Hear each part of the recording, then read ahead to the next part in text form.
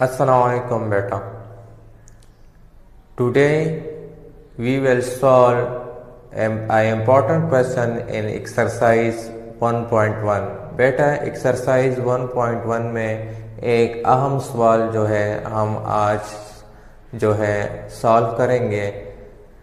काफ़ी ऐसे सवालात का बोर्ड के पर्चों में आना जो है वो 99% श्योरिटी होती है। क्वेश्चन हमारे साथ है बेटा, एक मैट्रिक्स दी है, फिर दरमियान में इक्वल साइन डाला है, फिर दूसरे साइड पे दूसरा मैट्रिक्स लिखा हुआ है और हमें कहा हुआ है कि आप A B C X Y and Z values जो है वो मालूम कर लें। बेटा इक्वल का मतलब इधर यही है कि ये दोनों मैट्रिक्स जो है आपस में इक्वल हैं। जब दो मैट्रिक्स आपस में इक्वल होंगे इसका मतलब यही होगा कि ये एलिमेंट जो है इसका करस्पॉन्डिंग एलिमेंट जो है इसके बराबर है। मतलब x+3 जो है वो हमारे साथ बराबर होगा, इक्वल होगा किसके, 0 के। तो चलिए स्टार्ट करते हैं बेटा क्वेश्चन को।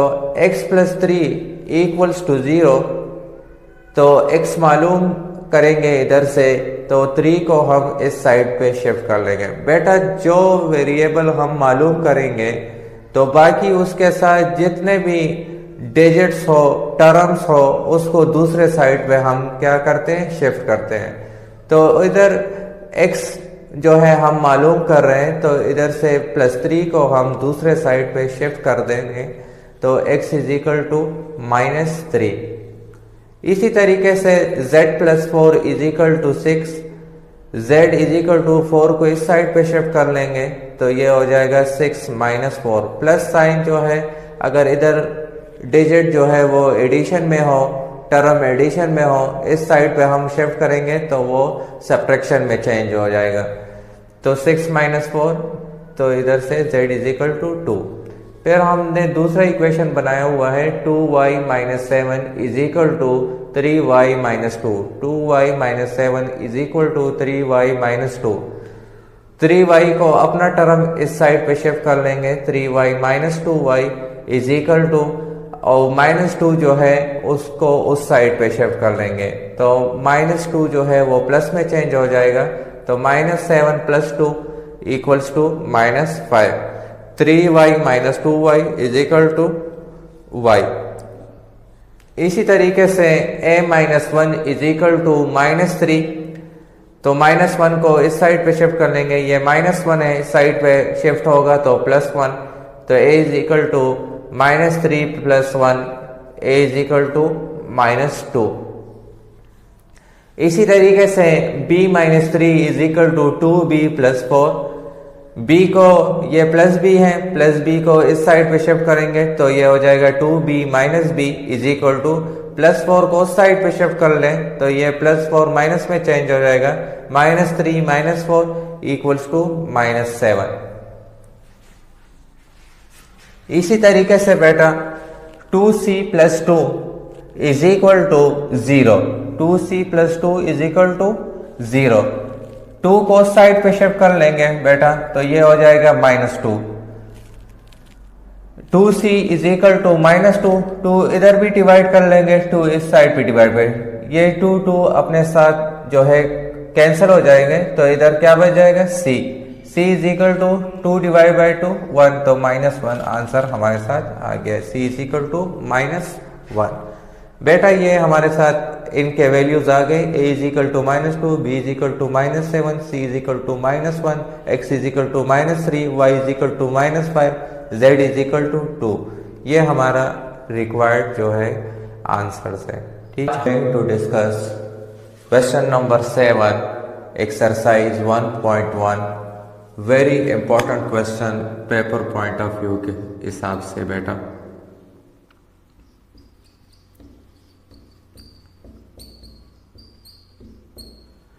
बेटा क्वेश्चन जो है, solve the following equation for a b c d value. ये हमें दो मैट्रिसेस दी गई है क्वेश्चन में और इनके दरमियान इक्वल साइन डाला गया है। मीन्स कि ये दोनों मैट्रिसेस जो है ये आपस में इक्वल है।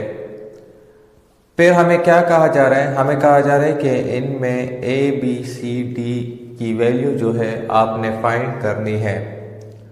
क्वेश्चन सॉल्व करने की तरफ आते हैं बेटा। a प्लस बी जो है ये हमारे साथ इक्वल होगा -1 के। a plus B equals to -1।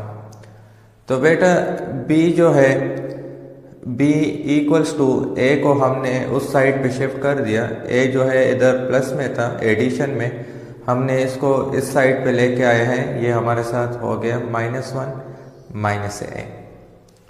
तो ये हमारे साथ b की जो है वैल्यू आ गई। इस b की वैल्यू जो है इधर हमने दूसरा इक्वेशन बना लिया, b plus 2c is equal to 4। क्योंकि जब मैट्रिसेस आपस में इक्वल होते हैं तो ये जो करस्पॉन्डिंग एलिमेंट्स इनके होते हैं, मतलब जिस पोजीशन पे ये मौजूद है इसी पोजीशन पे जो दूसरा एलिमेंट मौजूद हो तो इसके बराबर होगा। मीन्स के b प्लस 2c जो है ये हमारे साथ इक्वल होगा 4 के। तो b plus 2c is equal to 4। फिर हमने जो b की वैल्यू फाइंड की थी वो हमने इस इक्वेशन में डाली। मीन्स के b की जगह हमने -1 -a लिख लिया। 2c इज इक्वल टू 4 अपनी जगह पे आ गए। फिर 2c को इस साइड पे छोड़ दिया, -1 -a को दूसरे साइड पे शिफ्ट कर लिया। तो इससे बन गया 4 + 1 + a। 2c is equal to 4 + 1 से 5 + a। 2 को इस साइड पे भी डिवाइड कर लिया, 2 को इस साइड पे भी 2 कैंसिल हो गए, इधर हमारे साथ c रह गया is equal to 5 + a divided by 2। ये हमारे साथ c की वैल्यू आ गई। अब हमने 2c + d is equal to 8 जो है ये इक्वेशन हमने बना लिया मैट्रिसेस से। तो d is equal to 8 - 2c को इस साइड पे शिफ्ट कर लिया तो ये बन गया, क्योंकि ये इधर एडिशन में था इस साइड पे आ गया तो ये सब्ट्रैक्शन में चला गया। 8 - 2c। फिर 8 - 2c की जो वैल्यू आई थी हमारे साथ 5 + a डिवाइडेड बाई 2 वो हमने इसमें पुट अप कर ली। तो ये बन गए 5 + a डिवाइड बाई 2। फिर ये 2 आपस में कैंसिल हो जाते हैं तो हमारे साथ d is equal to 8 minus जो है ये इन दोनों के साथ मल्टीप्लाई हो जाएगा, ये हो जाएगा -5 - a। 8 - 5 से 3 - a। फिर हमने चौथा इक्वेशन बना लिया 2a - d इक्वल्स टू 0। फिर 2a - d की जो वैल्यू आई थी 3 - a वो हमने इधर पुट अप कर ली d की जगह पे इक्वल्स टू 0। फिर माइनस साइन जो है दोनों के साथ मल्टीप्लाई हो जाएगा 2a - 3 + a इक्वल्स टू 0। तो इससे बन गया 2a + a 3a - 3 is equal to 0। 3a अपनी जगह पे छोड़ दिया, ठीक है।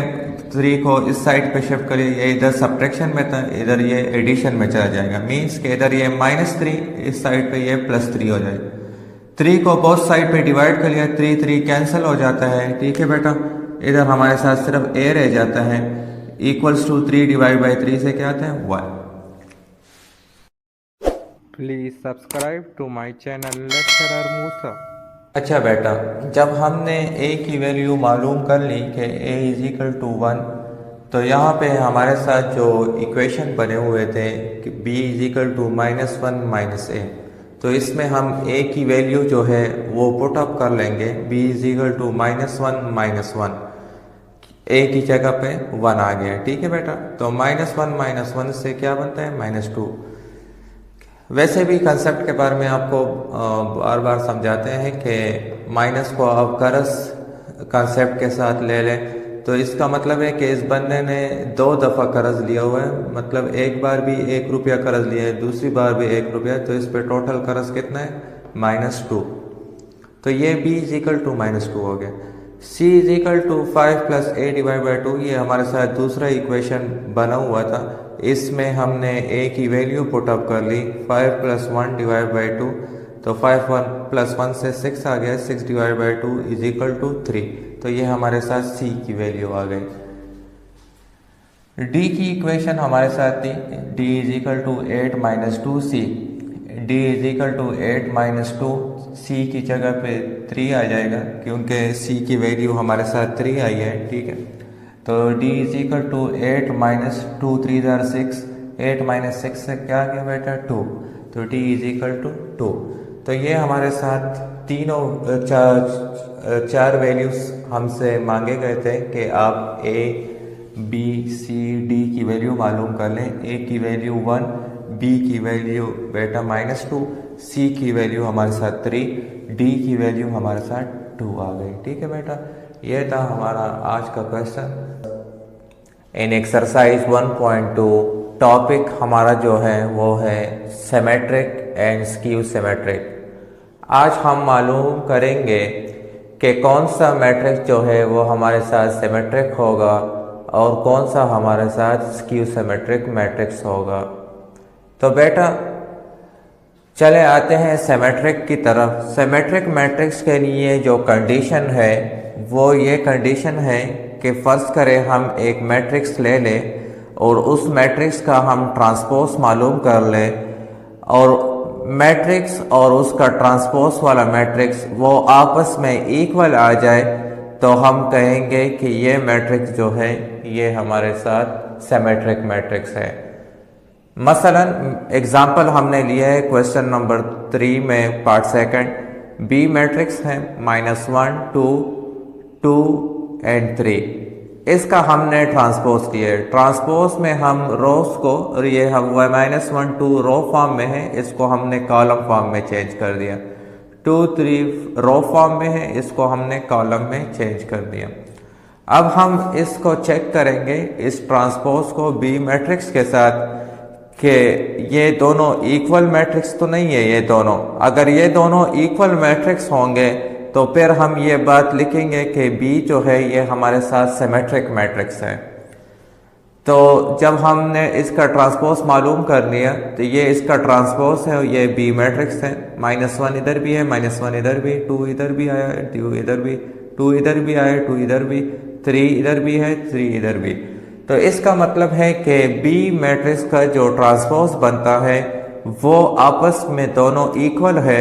जिस तरीके से हमने लिखा है कि B equals to B transpose, it means, इसका मतलब ये हुआ that B is symmetric matrix, कि B जो है वो हमारे साथ कौन सा मैट्रिक्स है, सिमेट्रिक मैट्रिक्स। अब आते हैं एक एग्जांपल हमने लिया है स्क्यू सिमेट्रिक का।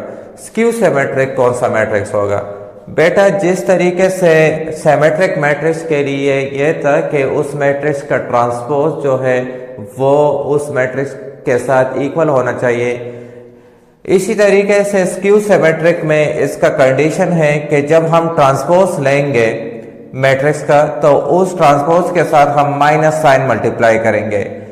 जब हम माइनस साइन मल्टीप्लाई कर ले उस ट्रांसपोज मैट्रिक्स के साथ, अगर वो फिर इक्वल बन जाए उस मैट्रिक्स का तो फिर हम लिखेंगे कि ये वाला मैट्रिक्स जो है जिसका हमने ट्रांसपोज मालूम किया था और फिर माइनस उसके साथ मल्टीप्लाई किया था उस ट्रांसपोज के साथ, तो हम कहेंगे कि वो मैट्रिक्स जो है वो है स्क्यू सिमेट्रिक। एग्जाम्पल हमने लिया है क्वेश्चन नंबर 4 में पार्ट फर्स्ट, 0 4 -4 0।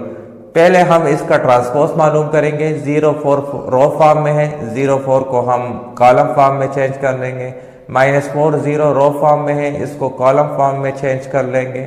फिर इस ट्रांसपोज के साथ माइनस मल्टीप्लाई करेंगे तो ये 0 ये +4 हो जाएगा क्योंकि ये ट्रांसपोज है। इस ट्रांसपोज के साथ हमने माइनस साइन मल्टीप्लाई किया है तो ये 0 गया, माइनस इंटू माइनस प्लस हो गया तो 4 आ गया। इस minus multiply by plus minus तो ये -4 हो गया और ये 0। अब ये -A ट्रांसपोज वाला मैट्रिक्स है और ये A मैट्रिक्स है। हम इन दोनों को चेक करेंगे कि आए ये दोनों आपस में तो इक्वल नहीं है। अगर ये दोनों आपस में इक्वल हो गए तो इसका मतलब होगा कि ये दोनों मैट्रिक्स आपस में, मतलब ये वाला मैट्रिक्स जो है ये क्या है, स्क्यू सिमेट्रिक। जब हम इसको चेक कर लें 0 0 4 4 -4 -4 0 0, तो इधर हमने लिख लिया कि A equals to minus A transpose, ये कंडीशन सेटिस्फाई हो गई जो स्क्यू सिमेट्रिक की कंडीशन है कि A जो है वो इक्वल होना चाहिए माइनस A ट्रांसपोज के। तो इसका मतलब हुआ it's means that A is skew symmetric. A जो है हमारे साथ कौन सा मैट्रिक्स बन गया? Skew symmetric. जो मैट्रिक्स ये कंडीशन सेटिस्फाई नहीं करेंगे फिर हम आखिर में ये लिखेंगे कि B is not equal to B transpose, it means that B is not symmetric matrix. जब हम ये कंडीशन जो मैट्रिक्स फुलफिल नहीं करेगा तो फिर हम इस तरीके से लिखेंगे कि B इज नॉट इक्वल, इसके ऊपर फिर एक स्लैश का निशान हम लगाएंगे कि B is not equal to B transpose, it means that B is not symmetric matrix. ठीक है बेटा, इधर तो इसने कंडीशन फुलफिल की है तो इस वजह से हमने लिखा है कि B equals to B transpose, it means that B is symmetric matrix. ठीक है बेटा। My dear students, today in exercise 1.5 our topic is singular and non-singular matrices। बेटा आज हम singular and non singular matrices के बारे में पढ़ेंगे। सिंगुलर मैट्रिक्स के लिए जो शर्त है, जो कंडीशन है वो ये कि ए डिटर्मिनेंट मीन्स कि जब हम एक मैट्रिक्स का डिटर्मिनेंट लेंगे तो वो हमारे साथ इक्वल टू 0 आना चाहिए। जब भी एक मैट्रिक्स का डिटर्मिनेंट 0 के बराबर आ जाए वो मैट्रिक्स हमारे लिए क्या होगा? Singular matrix. और जिस मैट्रिक्स का डिटर्मिनेंट 0 के बराबर नहीं आता, मतलब उसकी वैल्यू 2 आती है, -2, -1 इस तरीके से आती है, तो वो मैट्रिक्स हमारे लिए क्या होगा? Non singular matrix. तो चलें क्वेश्चन नंबर 2 में पार्ट फर्स्ट सॉल्व करते हैं। A is equal to 5, 3, 2, 1। Determinant मालूम करते हैं A का। 5 मल्टीप्लाई बाय 1 माइनस फार्मूले में आता है जब हम डिटर्मिनेंट मालूम करते हैं। 2 मल्टीप्लाई बाय 3, 5 मल्टीप्लाई बाय 1 से 5 आ गया, माइनस अपनी जगह, 2 3 जार 6, 5 माइनस 6 से -1 आंसर आ गया। A डिटर्मिनेंट इक्वल टू 0 नहीं आया, नॉन जीरो वैल्यू आई है। इसका मतलब है कि A जो है हमारे साथ कौन सा मैट्रिक्स है? Non singular. क्योंकि सिंगुलर मैट्रिक्स वो होता है जिसका डिटर्मिनेंट जो है वो 0 के बराबर आ जाए। इधर ये 0 के बराबर नहीं आए, इसकी नॉन जीरो वैल्यू आई है, तो ये मैट्रिक्स जो है A वाला मैट्रिक्स ये हमारे साथ नॉन सिंगुलर मैट्रिक्स हो गया। पार्ट सेकंड को देख ले बेटा। B is equal to 3 - 6 - 2 4, 3 × 4। ठीक है, डिटर्मिनेंट मालूम कर रहे हैं B का। 3 मल्टीप्लाई बाय 4 -2 मल्टीप्लाई बाय -6।